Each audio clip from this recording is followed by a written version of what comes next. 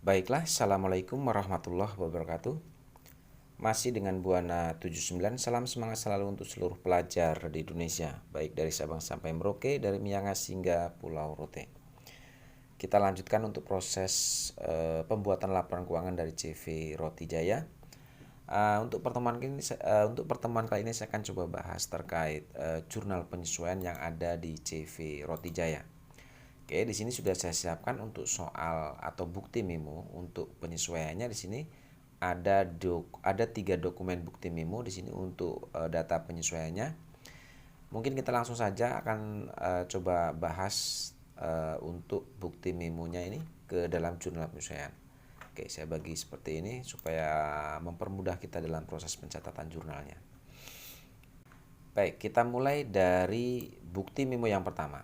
Di sini untuk bukti memorial dokumen yang pertama berisi tentang informasi bahwa telah diterima rekening koran dari Bank BNI 46, yaitu isi informasinya adalah bahwa ada pendapatan bunga atau interest revenue sebesar 475.000 dan bank service charge atau beban administrasi bank yaitu 250.000.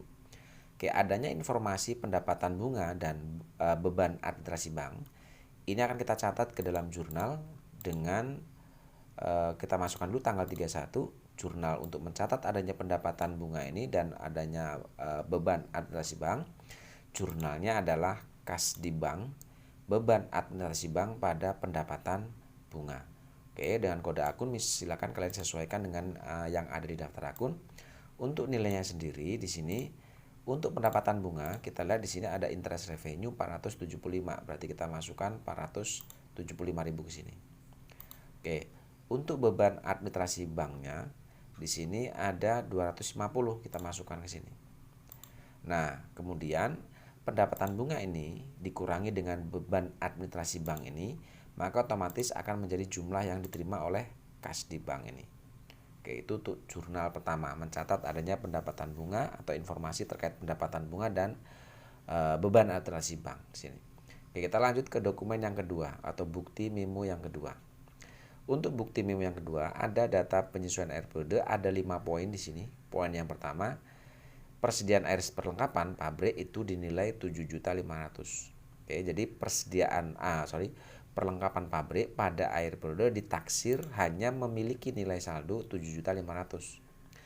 Nah, untuk mengetahui berapa nilai beban atas pemakaian perlengkapan ini, kita lihat di daftar saldo. Di sini kita lihat bahwa di daftar saldo untuk perlengkapan pabrik mempunyai saldo 10.350.000. Ya, ada saldo perlengkapan pabrik 10.350.000. Pada air periode ternyata nilai perlengkapan pabrik ini ditaksir hanya 7.500.000. Artinya ada pengurangan atas nilai perlengkapan ini. Nah, pengurangan atas nilai perlengkapan ini yang sebelumnya 10.350.000 kemudian menjadi 7.500.000 karena ini adanya pemakaian atas perlengkapan ini. Sehingga adanya pemakaian ini otomatis akan ada namanya beban atas perlengkapan itu. Nah, jurnal untuk mencatat adanya beban perlengkapan di sini, jurnalnya adalah kita masukkan tanggal 31, jurnalnya adalah beban perlengkapan pabrik pada perlengkapan itu sendiri. Oke, dengan kode akun masing-masing silakan disesuaikan. Nilainya ini adalah nilai saldo perlengkapan pabrik ini dikurangi dengan taksiran pada air periode 7.500.000. Berarti 10.350 dikurangi dengan 7.500.000. Maka di sini setelah saya hitung nilainya adalah 2.850.000. Inilah beban atas perlengkapan itu sendiri. Oke, itu poin yang pertama. Poin yang kedua, ada beban penyusutan peralatan pabrik. Ada beban penyusutan peralatan pabrik yang dibebankan ke BUP nilainya 375.000. Oke. Adanya beban penyusutan peralatan pabrik ini karena beban penyusutan ini dibebankan ke BUP, maka jurnal untuk mencatat adanya pembebanan atas penyusutan peralatan ke BUP, jurnalnya adalah biaya overhead pabrik pada akumulasi penyusutan peralatan. Apabila beban penyusutan peralatan pabrik ini tidak dibebankan ke BUP, maka di sini jurnalnya beban penyusutan peralatan pabrik pada akumulasi penyusutan peralatan. Karena beban penyusutan peralatan pabrik ini dibebankan ke BUP, maka di sini jurnalnya untuk sisi debit menjadi biaya overhead pabrik, seperti itu. Oke, untuk kode akunnya silakan disesuaikan dengan kode akun yang ada di soal. Nilainya kita masukkan nilai yang di dokumen ini karena di sini sudah disebutkan bahwa penyusutannya bebannya adalah 375.000 sehingga kita masukkan di sini nilainya adalah 375.000. Oke, itu poin yang kedua. Poin yang ketiga, ada beban penyusutan bangunan yaitu 541.000. Jurnal untuk mencatat adanya beban penyusutan bangunan di sini adalah beban penyusutan bangunan pada akumulasi penyusutan bangunan. Nilainya di sini sudah disebutkan bahwa beban penyusutannya adalah 541.000. Sehingga kita masukkan ini sebagai nilai sisi debit dan sisi kredit. Oke, kode akunnya silakan disesuaikan. Oke, itu poin yang ketiga. Poin yang keempat, ada beban penyusutan kendaraan. Ini sama poinnya dengan poin yang ketiga, beban penyusutan kendaraan. Nilainya 352.000. Oke, jurnalnya di sini untuk mencatat adanya beban penyusutan untuk kendaraan adalah beban penyusutan kendaraan pada akumulasi penyusutan kendaraan. Kode akun disesuaikan, nilainya kita ambil nilai yang di dokumen ini 352.000. Oke, itu poin yang keempat. Sekarang kita masuk ke poin kelima, bahwa listrik, air, dan telepon bulan Desember itu akan dibayar pada Januari 2015. Oke, sebenarnya salah tahun ini. Ini harusnya 2018 ya. Ini 2018. Ini harusnya 2019. Oke, ini ada kesalahan soal ini. Listrik, air, dan telepon bulan Desember 2018 akan dibayar bulan Januari 2019. Besarnya itu adalah 1.250.000. Adanya beban listrik yang akan dibayar bulan Januari, maka di sini muncul untuk jurnalnya adalah beban listrik, telepon, dan air pada utang beban. Otomatis ini akan menjadi utang ya, karena beban bulan Desember karena akan dibayar bulan Januari, otomatis akan muncul namanya utang di sini. Nah, seperti itu. Baik, kode akunnya disesuaikan, nilainya kita ambil yang dokumen ini 1.250.000. Oke, itu untuk dokumen bukti memo yang kedua. Sekarang kita masuk ke bukti memo dokumen yang ketiga. Ini adalah dokumen yang terakhir ini ya. Oke. Untuk dokumen bukti memo yang ketiga, di situ berisi informasi ada data penyusunan episode, yaitu oleh karena pencatatan PPN income dan PPN outcome sesuai dengan faktur pajak, maka kedua akun tersebut dapat ditutup. Saldonya dipindahkan ke utang PPN. Oke, kita di sini diperintahkan untuk menutup saldo PPN income dan PPN outcome. Kemudian selisih saldo antara PPN income dan PPN outcome ini disuruh dipindahkan ke utang PPN. Oke, untuk menutup nilai saldo PPN income dan outcome, kita lihat di daftar saldo di sini. Untuk PPN masukan atau PPN income, di sini kalau kita lihat nilai saldonya ada di sisi sebelah debit, yaitu 1.258.500. Sedangkan untuk PPN keluaran itu saldonya ada di sisi sebelah kredit 2.337.000. Oke. Atas ada nilai saldo ini, karena kita diperintahkan untuk menutup nilai saldo keduanya, maka pada saat pencatatan di jurnal penyesuaian, nilai saldo ini kita balik. Oke, PPN masukan yang saldonya ada di sisi sisi debit, maka nanti akan kita catat di sisi kredit. Sedangkan PPN keluaran yang di sini saldonya ada di sisi kredit, maka kita catat di jurnal penyesuaian dimasukkan di sisi sebelah debit. Oke, kita mulai dari PPN keluaran ini karena di sisi kredit, maka pencatatan di sini kita masukkan di sisi sebelah kredit. Oke, kita masukkan tanggalnya dulu. Oke, tadi di PPN outcome ada di sisi kredit, maka di sini kita pindahkan di sisi debit. Sedangkan PPN masukan atau PPN income itu saldonya di debit, maka di sini kita masukkan di sisi sebelah kredit karena saldonya ditutup gitu ya. Karena diperintahkan ditutup, maka kita balik. Oke, lalu kedua akun tersebut saldonya dipindahkan ke utang PPN. Kita masukkan dulu nilai saldonya tadi untuk PPN keluaran dan PPN masukan. Oke, PPN keluaran adalah 2.337.000 sesuai di sini. Sedangkan PPN masukan atau PPN income 1.258.500. Oke, lihat di sini ada selisih bahwa PPN keluaran itu lebih besar dari PPN masukan, sehingga selisih saldonya kita pindahkan ke utang PPN.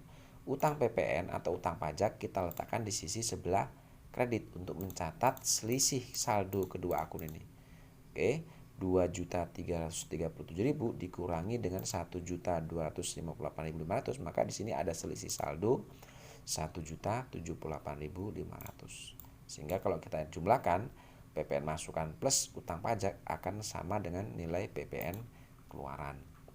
Oke, selesai pencatatan untuk bukti memo jurnal penyesuaian. Oke, setelah selesai kita masukkan di sini, jangan lupa untuk nilai kode akunnya kalian masukkan. Lalu kalian jumlahkan sisi debit dan sisi kredit ini.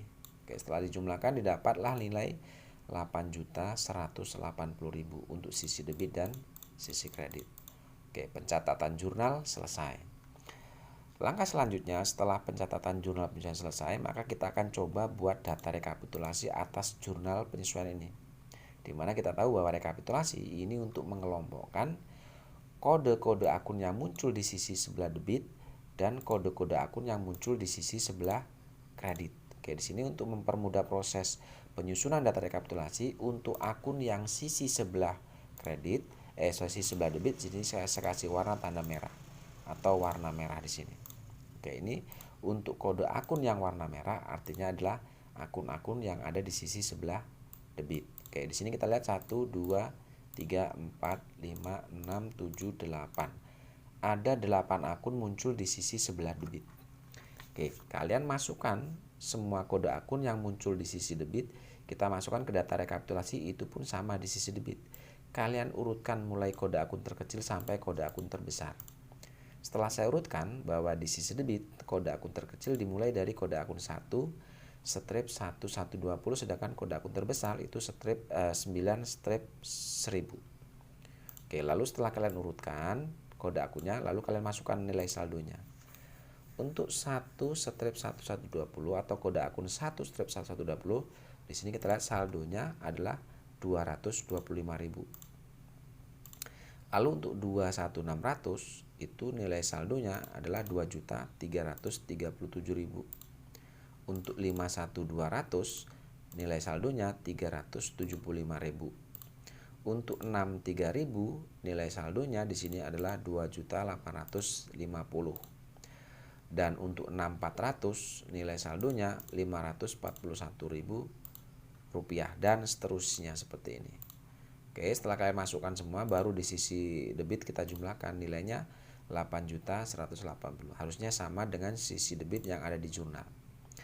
Dan di sisi kredit sama, di sini 1, 2, 3, 4, 5, 6, 7, 8. Ada 8 akun juga muncul di sisi sebelah kredit.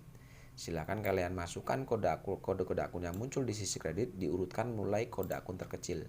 Kira-kira hasilnya seperti ini setelah diurutkan dari kode akun terkecil sampai akun terbesar untuk akun atau kode yang muncul di sisi sebelah kredit. Oke, lalu nilai saldonya sama tadi masukinya. Kita cari 1 strip 1310. Ini berarti nilai saldonya adalah 2.850. Dan seterusnya kita masukkan saldo masing-masing kode akun ini. Kira-kira hasilnya seperti ini. Lalu kalian jumlah untuk jumlah kredit harusnya sama dengan yang di debit seperti ini. Oke, penyusunan atau pencatatan jurnal penyesuaian dan penyusunan data rekapitulasi selesai.